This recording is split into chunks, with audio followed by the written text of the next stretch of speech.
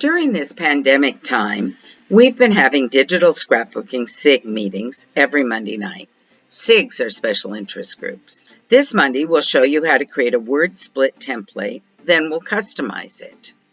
We do use Photoshop Elements, and you can download a free trial of it if you don't have one, with instructions at the Grand Computers website. Or if you just want to watch what we're doing and see what it is, you're welcome to do that too. Here are 3 examples of what we will be building this week.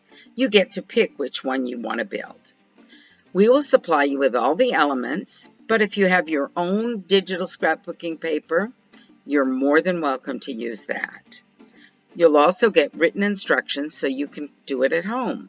But the beauty of this whole thing is that you can customize it. You can add different papers to it, your own, or you can just move it around so that it's more of one type of paper or more of the other.